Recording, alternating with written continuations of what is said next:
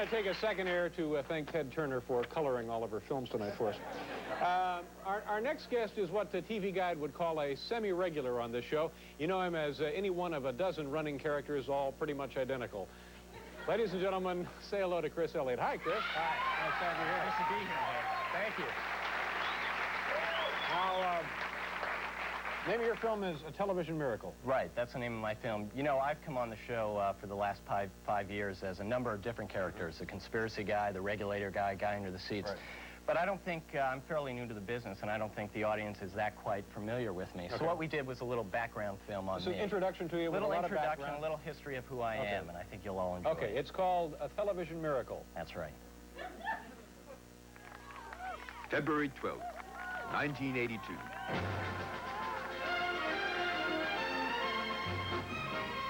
New York City.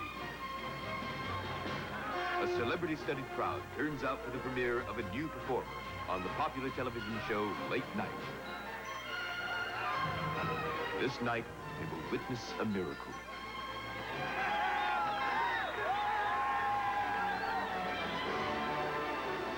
Join us now as we go behind the scenes and experience together the magic and the mystery of Chris Elliot, Television Miracle.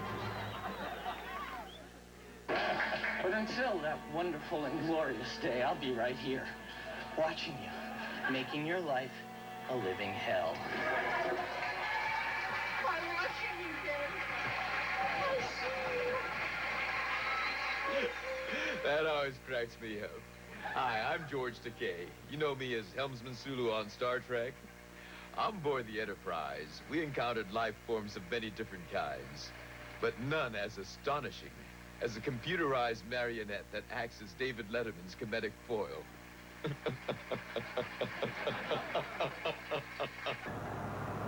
I worked with Elliot in Arthur Miller's stunning production of Death of a Salesman at the Winter Garden last year. It wasn't until a week after the show had closed that a friend of mine informed me that Elliot, this magnificent, feeling performer I so admired, and with whom I'd spent many hours, on stage and off, was not human. That's it. Oh. Not human, perhaps, but certainly alive. Bringing Elliot to life is the job of its creator, Gail Nelson, who has been designing and building puppets since he fled his native New Zealand some 30 years ago.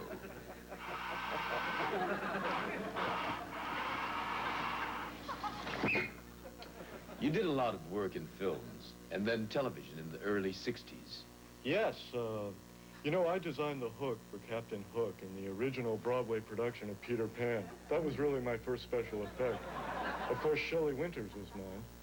But that one never really caught on. I don't know why. I guess I made it a little too big. It scared people.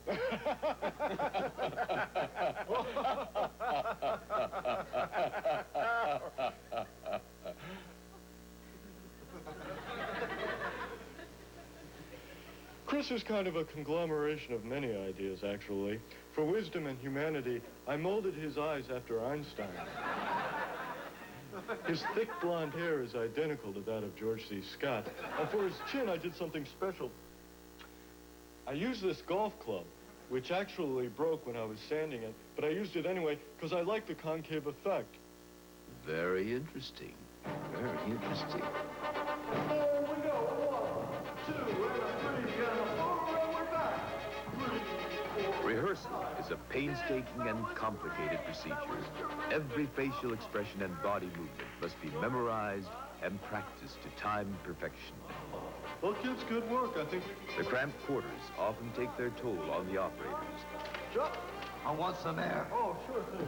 I want some air. Most of whom were recruited from a unique unit of the Israeli Tank Corps. Boston, listen, here, let me cool you down. Put on the air conditioner. That's a good one, Dave. That's a good one, Dave. Each of Chris's lines must be created by engineers in the studio. That's a good one, Dave. First, the voice of fight promoter Don King is recorded. That's a good one, Dave. And then modulated That's a good one.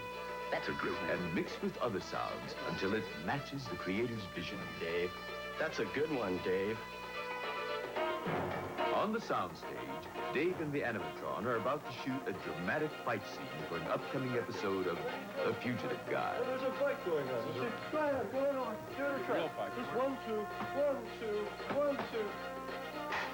Quiet! And action. You don't want to smoke, do you?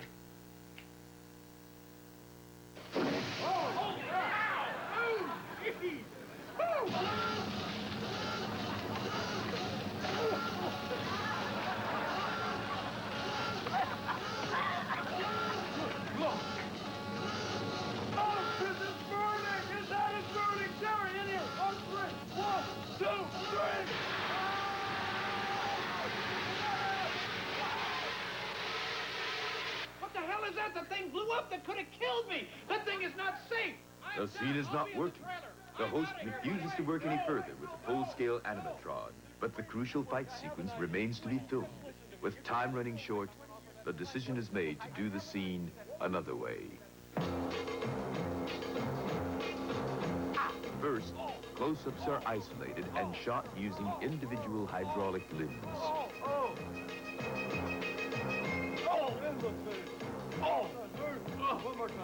Then for the long shots, the entire studio is reproduced in 1/6 scale, and miniatures of Dave and Chris are carefully photographed, employing a technique called stop-motion animation. With careful editing, image enhancement, audio sweetening, and sound effects, the illusion of an actual fight scene is flawlessly recreated.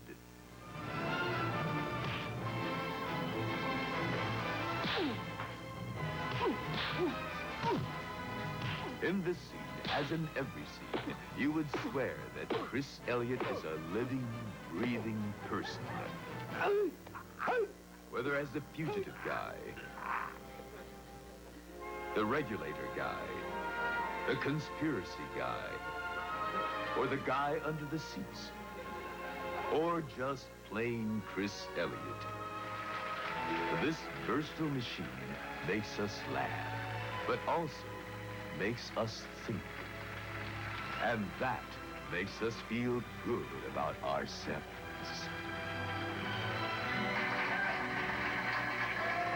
It boggles the mind. Perhaps in the future, all performers will be like Chris. For the sake of the show and all mankind, we can only hope so. I'm George Takei.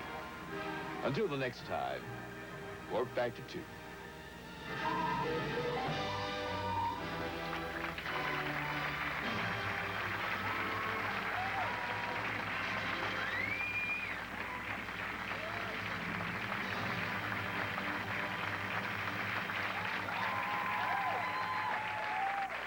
Elliot, folks.